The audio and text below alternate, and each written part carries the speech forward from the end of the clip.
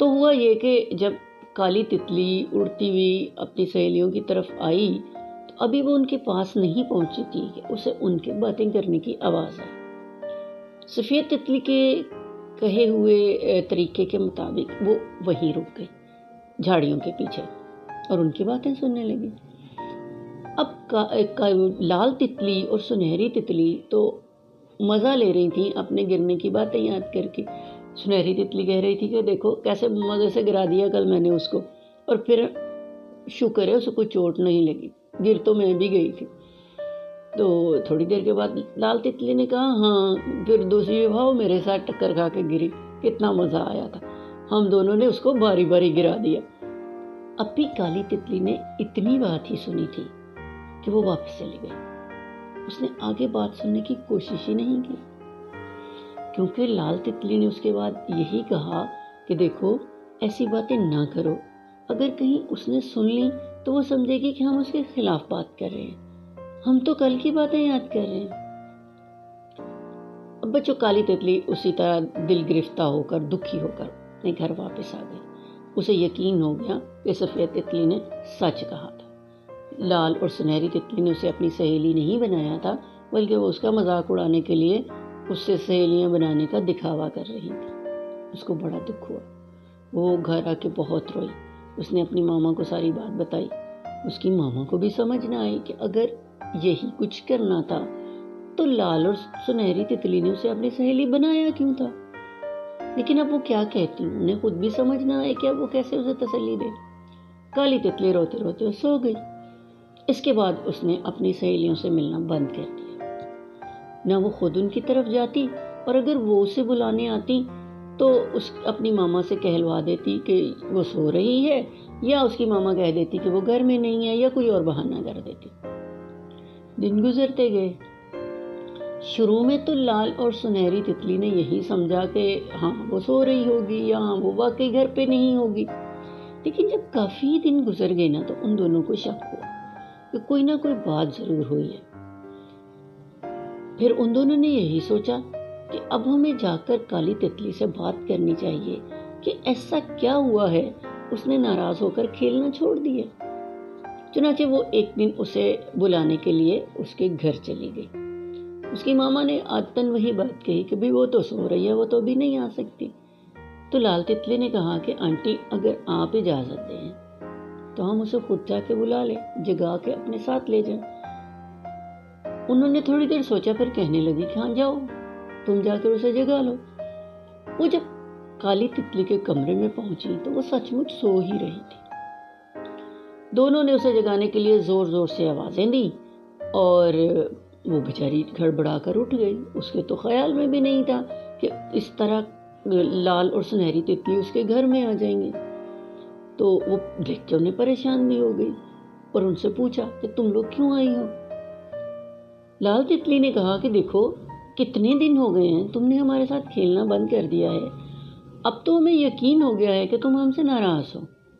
तो तुम हमें बताओ कि क्या हुआ है जो तुम हमसे नाराज़ हो गई हो।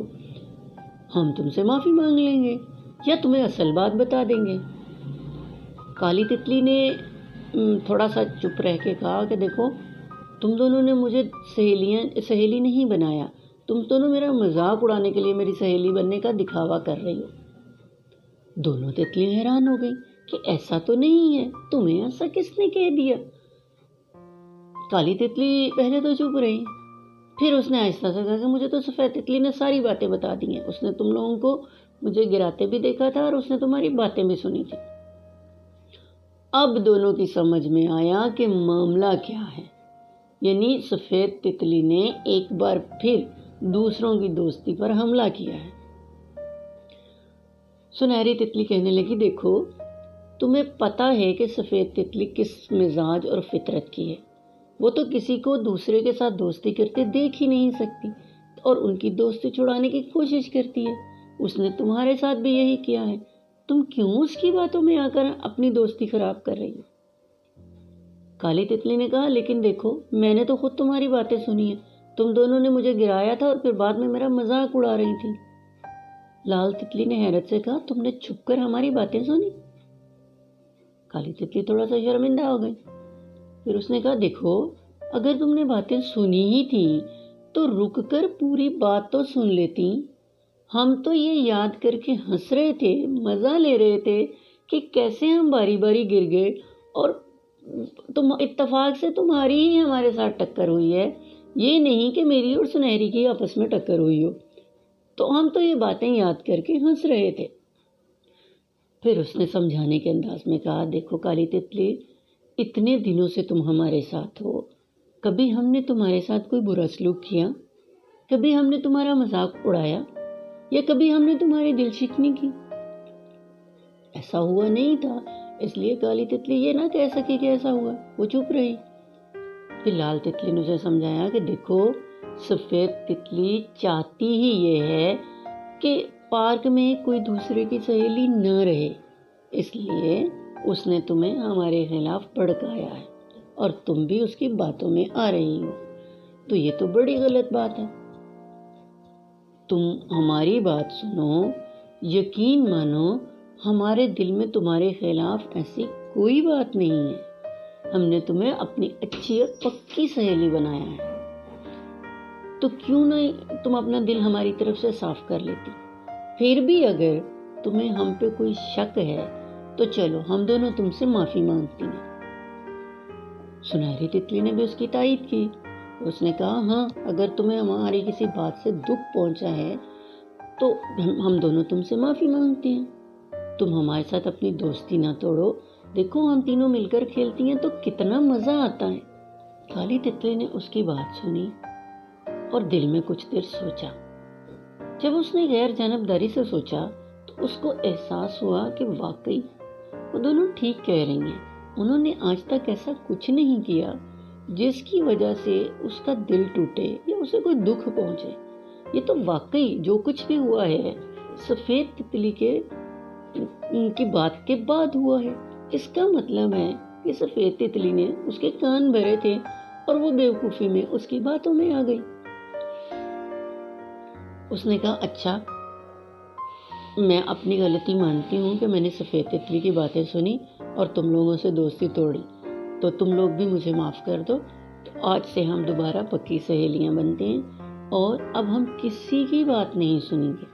हमें अगर कोई बात बुरी लगेगी तो हम आपस में बैठकर एक दूसरे से वो बात वाज़ेह कर लेंगे, उससे खुल कर बात कर लेंगे कि उसने ऐसा किया तो क्यों किया। और उसके बाद फिर वो तीनों तितलियाँ दोबारा से सहेलियाँ बन गईं और पार्क में मिलकर खेलने लगीं। और बच्चों, उसके बाद उन्होंने कभी एक दूसरे पर शक नहीं किया। तो ये थी हमारी आज की कहानी। हमने इस कहानी से ये सीखा कि हमें दूसरों की बातों में आकर अपने दोस्तों पर शक नहीं करना चाहिए। अगर हमें उनकी कोई बात बुरी लगे तो उनके साथ खुलकर बात करनी चाहिए। दूसरों की बातें सुन के दिल में गुस्सा रख के बैठ जाना गलत बात है। तो बच्चों, अगले हफ्ते एक नई कहानी के साथ मैं आपसे मिलूंगी। तब तक के लिए अल्लाह हाफिज़।